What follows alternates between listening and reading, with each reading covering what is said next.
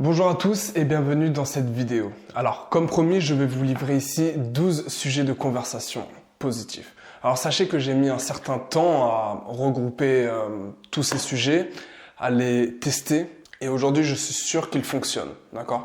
Alors, il y a aussi des sujets à éviter, mais je ferai une vidéo prochainement pour vous expliquer ça. Donc, alors, dans un premier temps, d'abord, il est extrêmement important d'observer. Observer la situation, observer la personne, observer sa gestuelle. Est-elle à l'aise? Est-elle timide? Etc. L'observation, c'est ce qui va déterminer si vous allez pouvoir intéresser la personne ou non. Savoir si vous faites bonne route ou pas. Dans un deuxième temps, le but va être de trouver les points communs que vous avez avec cette personne. Et ceci est très important. Vous allez pouvoir engager plus rapidement une conversation en trouvant les points communs. Donc alors, la clé pour toute conversation intéressante, je pense, surtout de nos jours, est de trouver qu'est-ce qui divertit votre interlocuteur. Quels sont ses divertissements? Et c'est ce qu'on va voir à travers ces 12 sujets de conversation. Donc le premier est le sport. Parlez du sport. Parlez du sport que la personne fait. Parler du sport que la personne aime. Ça, c'est quelque chose de très positif dans le sens où le sport ne vous apporte que des bénéfices dans la vie et montre aussi que vous êtes quelqu'un de motivé et pas quelqu'un qui est là toute la journée à ne rien faire, à rester dans son canapé, à regarder la télé. Vous voyez ? Ça montre déjà que vous êtes quelqu'un de motivé, quelqu'un qui aime la vie, qui aime bouger. Ok. La plupart du temps, les gens n'aiment pas avoir affaire à quelqu'un qui ne fait rien de sa vie, quelqu'un qui a la flemme de tout. C'est horrible de parler à ce genre de personne car comment voulez-vous introduire la conversation ? Si la personne n'est pas intéressante et qu'elle est dénuée de tout magnétisme, ça ne fonctionne pas. Ce n'est pas intéressant pour vous ni pour elle. Deuxième, c'est l'enfance. Alors, ne pas parler de l'enfance à tout le monde quand même, mais si vous avez l'occasion de parler de l'enfance à quelqu'un, eh bien parlez-en, car c'était une époque où tout était plus simple, où on avait moins à se préoccuper des choses importantes de nos jours, de cette vie d'adulte.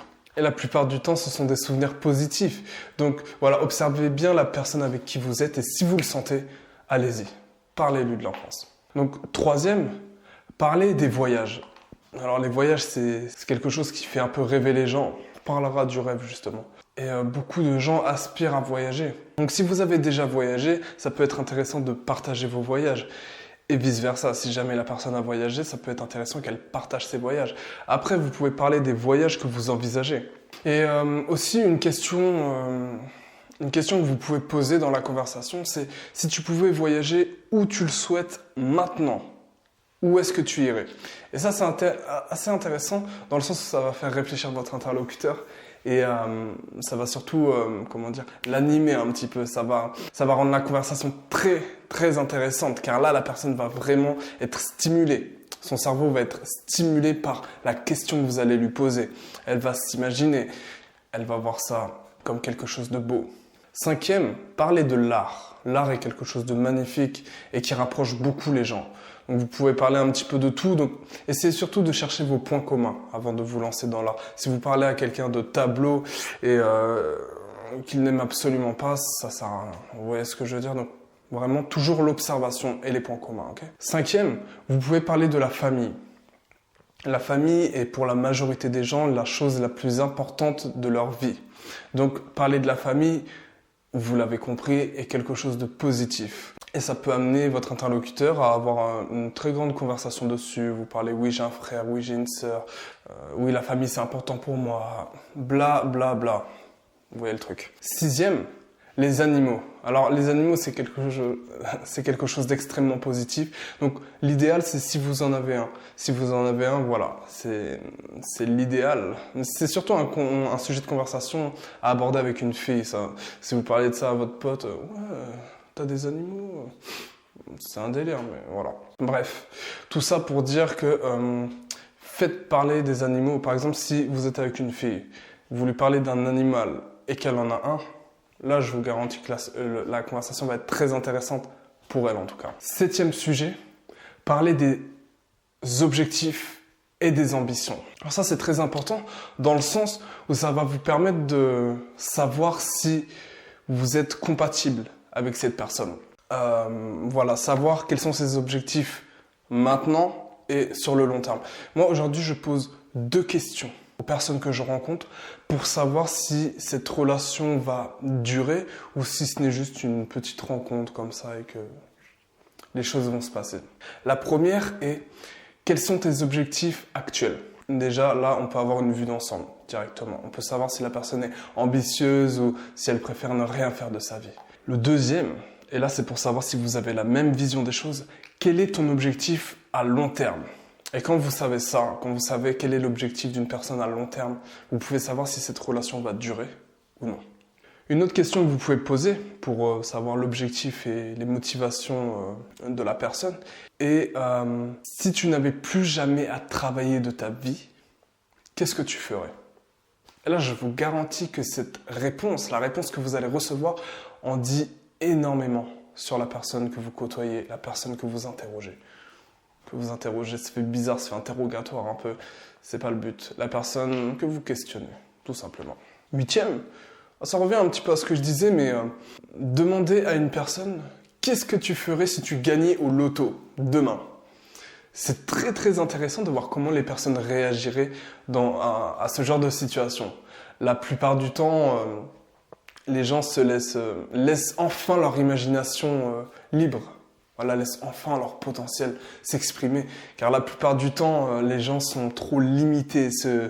Ils ont des rêves, mais ce sont que des rêves. Ils pensent que cela ne pourra jamais devenir une réalité. Donc voilà, ça c'est un sujet de conversation qui peut aller très très loin, je vous le garantis en l'ayant testé plusieurs fois. Oui. Donc voilà, demandez qu'est-ce que tu ferais si demain tu gagnais au loto. 9e, justement, parler des rêves et des passions. Quels sont les rêves et les passions de votre interlocuteur? Si vous arrivez à mettre le point dessus, vous allez pouvoir emmener cette personne dans ses désirs les plus fous. Et ça va vraiment très très agréablement stimuler votre interlocuteur. Et c'est ça qui est important. Et je vous garantis que si vous vous intéressez réellement aux rêves et aux passions de votre interlocuteur, vous allez vraiment passer pour quelqu'un de très très intéressant.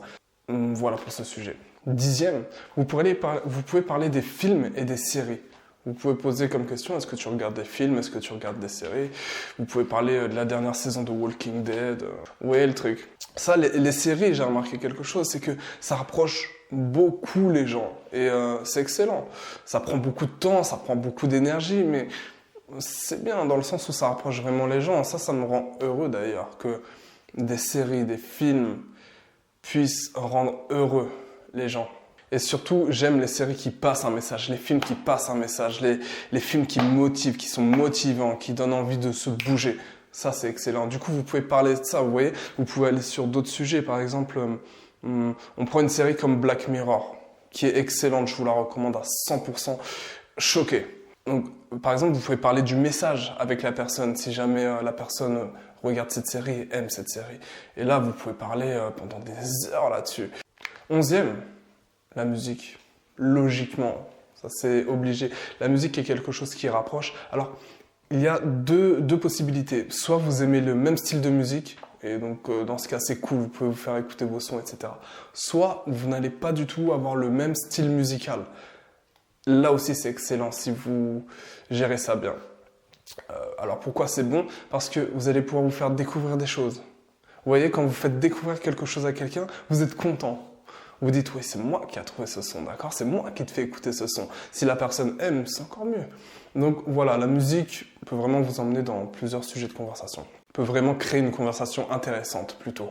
C'est plus logique. Et le 12e sujet de conversation, je sais pas si c'est un sujet de conversation. C'est pas trop un sujet de conversation. C'est plutôt une attitude. C'est de vendre du rêve. Vendez du rêve. Les gens sont H24 bloqués dans une routine. Ok, ils ont pour seul compagnon la télévision, qui leur vend du rêve à longueur de temps.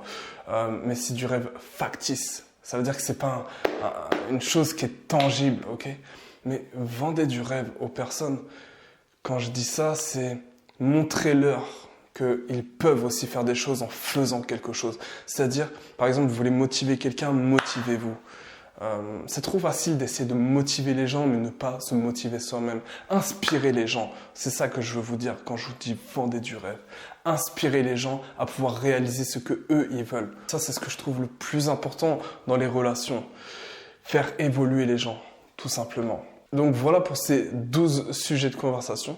J'espère sincèrement qu'ils vous ont aidé ou qu'ils vont vous aider, hein, justement. Bien, tenez-moi au courant, laissez-moi un commentaire, partagez vos impressions et voilà. Hein. Pour la suite, on se retrouve dans de nouvelles vidéos très prochainement.